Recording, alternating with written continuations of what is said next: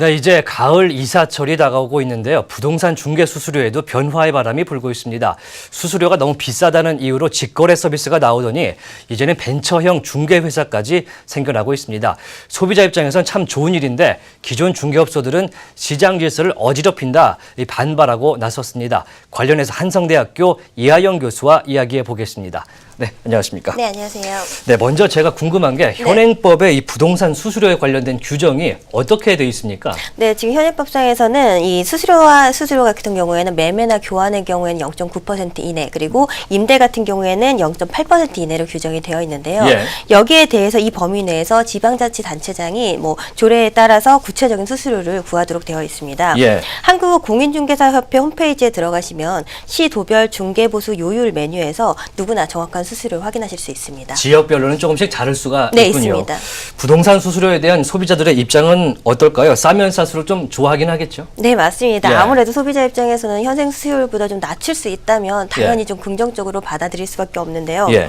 지금 최근에 일부 이 수수료 분쟁이 있는 사례를 보면 수수료에 비해서 이 서비스가 일회성이고 단순하기 때문에 예. 요금이 좀 서비스의 질에 비해서 좀 높다, 이런 얘기들이 많이 나오고 있습니다. 실질적으로 한국소비자단체협의회의 설문조사에서 보면 부동산 거래 경험이 있는 소비자의 80% 이상이 서비스에 비해서 수수료가 좀 높다, 이런 얘기들이 나오고 있거든요. 예. 따라서 수수료가 최근에 이제 절감할 수 있는 서비스들이 나타나면서 소비자 관심들이 당연히 집중이 되고 있는 건데요. 다만 모든 서비스는 적정한 수준의 이런 비용이 지불되어야만 좀 좋은 서비스를 받을 수가 있기 때문에 뭐 어느 정도 이 적정한 수수료를 통해서 서비스의 질이라던가 선의의 경쟁 생태계를 유지할 수 있는 정도의 수준의 수수료에 대한 사회적 합의가 필요하다고 봅니다. 네, 최근에 경쟁하는 업체들이 많아지다 보니까 네. 이 중개 서비스들도 굉장히 많아졌잖아요. 네, 맞습니다. 예. IT 산업이 발달을 하면서 이제 IT와 부동산, 그리고 또 모바일 앱과 이런 부동산을 접목시킨 그런 서비스들이 많이 나타나고 있는데요.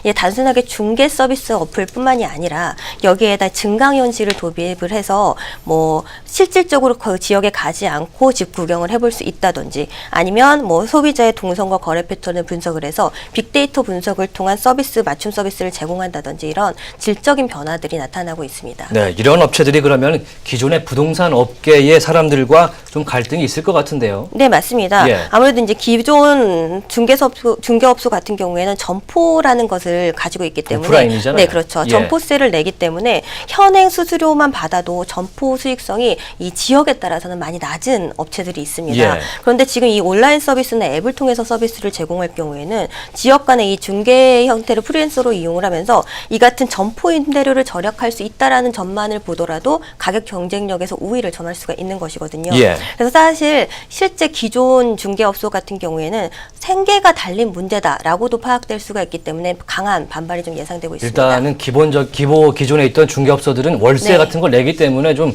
그런 네, 이익 맞습니다. 문제가 생길 수가 있는 것 같은데 네네. 새로운 이런 모바일 온라인 중개 시스템이 법적인 문제는 없습니까? 위법적인 사항은 아니라고 봅니다. 예. 다만 최근에 보면 골목상권과 대형마트의 이런 공존 부분에 대한 갈등이 있는 것과 마찬가지로 예. 기존 중개업체와 신행 중개 서비스와의 업체들의 이런 갈등이 있을 수가 있는데요. 다만 양쪽이 지금 상태에 다 영세한 업체들 간의 이런 개별 경쟁 상태를 갖추고 있습니다. 예. 그렇기 때문에 거기에 대한 많은 마찰도 있겠지만 또 좋은 결론 도출할 수 있는 기회도 있을 것으로 봅니다. 사실 우리나라 국내에 있는 이 부동산 서비스 같은 경우에는 계약 시에 한 번 정도만 서비스가 네, 이행이 되는데 이랬습니다. 네. 해외에서는 그런 것들이 아니라면서요? 네, 맞습니다. 이게 예. 이제 전속 중개 서비스라는 건데요. 예. 우리가 이제 뭐 주치 개념처럼 전속 중개를 통해서 이 서비스를 제공하는 중개업소와 그리고 고객과의 1:1 계약 관계로 서면 계약을 진행을 합니다. 예. 최근 우리 현행 상황 같은 경우 일반 중개 서비스를 이용을 하고 있는데요. 이 경우는 구두라던가 뭐 혹은 뭐 전화 유선상으로 예. 서비스를 제공하기 때문에 실질적인 계약 관계를 진행을 하지 않기 때문에